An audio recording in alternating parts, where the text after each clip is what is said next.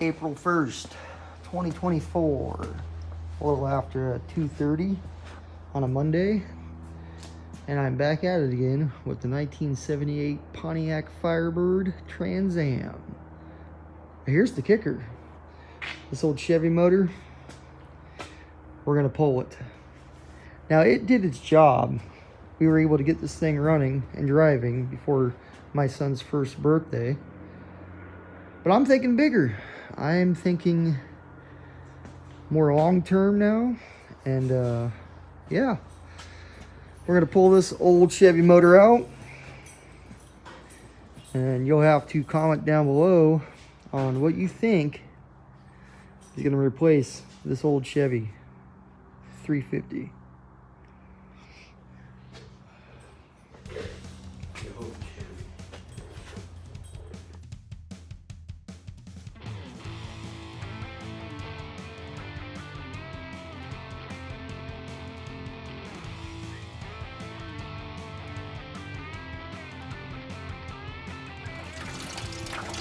So we started with the hood.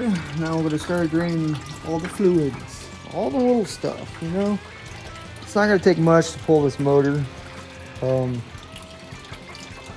you guys put the headers on when it was in there? Yeah, the headers have to come off, so before you even pull the motor. But, which I'm going to eventually redo all the exhaust. But one thing at a time, one thing at a time. So I never really did show the exhaust or what I did to this car when I initially set it up. I was kind of ashamed of myself because I did not listen to a bunch of people, and I got long tube headers. So initially I had better flex pipe. As you can see, that's all broken now. Going into what is initially a 4x8 cherry bomb dual exhaust, obviously, which had better turn down exhaust tips. But when I was in such a time crunch getting this car up and running, it just did not work. Like, I had to take everything apart. I ended up using that really cheap flex pipe, which, you know, as you can see, served its purpose, but yeah. So, back to square one when it comes to the exhaust for this car. And, yeah. I don't know. Might end up using the cherry bombs, but these are actually decent eBay headers. You know, they're obviously made in China, but they worked pretty good. I mean, they held up. They got really good welds to them, you know. I spent a lot of time researching, even when it came to cheap eBay headers. And look, they didn't even change colors. That means we didn't even really run that much heat through the motor. Only a couple runs on this old Chevy 350. Well, there's one header, maybe. I don't know if I can even.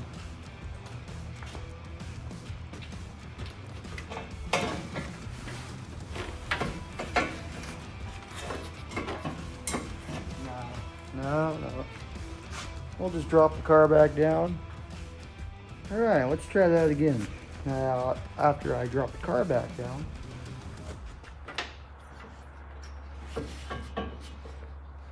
I've always been one to work smarter and not harder, I guess. So, there you go. One long tube header. Well, I mean, it kind of changed colors a little bit, not too much.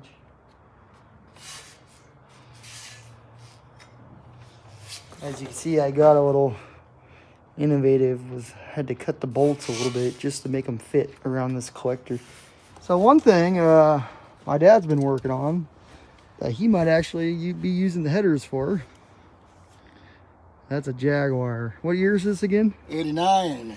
89 Jaguar. Used to have the There's more V12 in there. valves, and it's gonna fit in there. It's gonna be tight on both sides. So, Use both headers. not the small block that's in the Trans Am right now, but that's what he's thinking. Small block. Oh yeah. And straight to them others, yeah.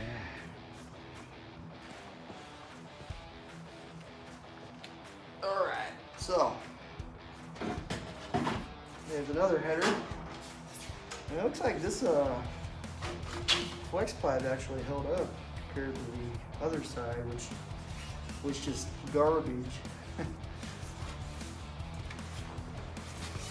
I mean, it kind of did hold up where it was clamped to the collector.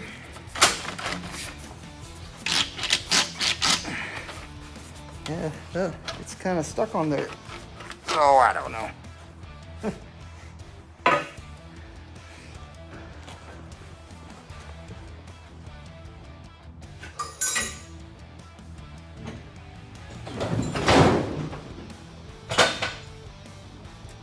So this is the kind of stuff not a lot of people show when it comes to these old classic cars, is all the rust, all the, well,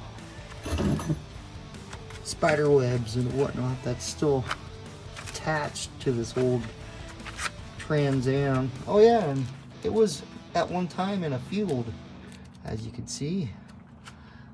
All the rust I've still yet to fix. But the bushings to the rear sway bar actually look pretty good. But what I'm after is the clips that actually hold the driveline in place. The U-joint back here, which is brand new, by the way. And the clips are brand new, as you can tell. Bump stops for that rear axle. Let's see.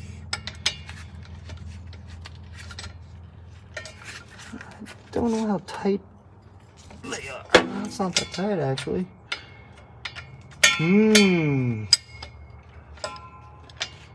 I wonder if someone forgot to torque them down. That someone being me. Yeah, they're all kind of loose. I mean, that's good to know, though, right?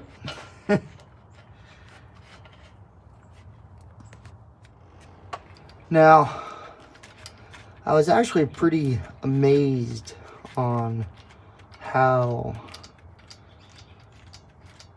my daughter's 68 Mustang is the same way when it comes to how these clips basically just hold the driveline up. So, we're talking, I mean, look how small these bolts are. These are tiny. And the clips themselves are not even that big. Now, these ones are, I don't know. They're not, they're OEM. They're not aftermarket or anything. But these are the only things that really hold the driveline in place. So, I mean, if you were running a more powerful engine than, say, an old 350 small block, I would assume you would want to run something a little stronger, right, than just these little clips, because what I'm really getting at is you're putting all that power into a driveline, to the rear end, to the U-joint. But this is the only thing that holds it all on. Anyways, that just, you know, kind of blows my mind how these cars are set up. And just like my daughter's 68 Mustang is the same way. The same way. Except it didn't come with hayfield grass.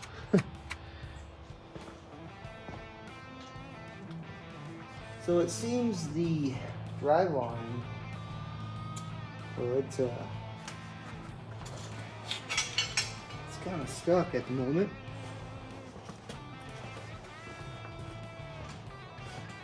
So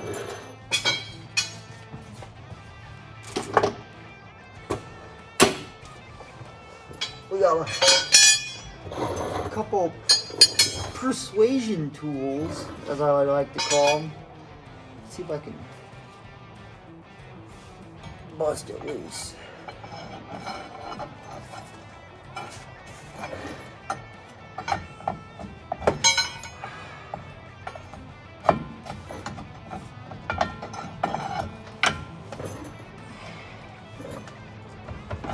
There it goes.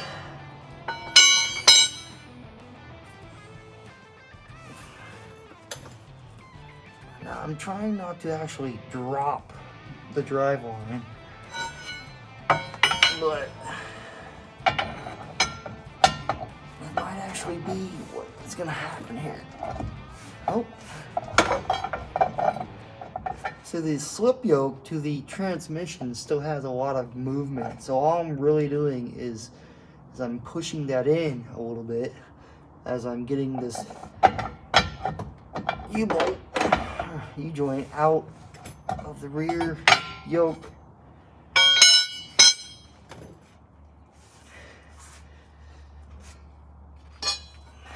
And it's just being a little stubborn.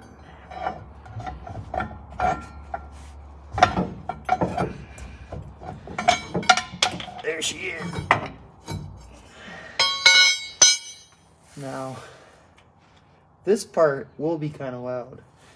What I'm going to do is I'm going to end up pulling the slip yoke out of the shaft weight. Actually, no, I don't want to do that, because that will leave a significant amount. Well, I don't know. Let's see what happens. It might make a mess. That's all I'm thinking. There we go. Oh, well, there she is. So that's going to do it for today. Let's see. I have the drive line off the car, all the exhaust out from underneath the car, the headers off the small block Chevy 350 motor, the 4-quart all aluminum radiator drained and out of the car. You know, because that's one of those expensive items that I actually plan on reusing. So what's left?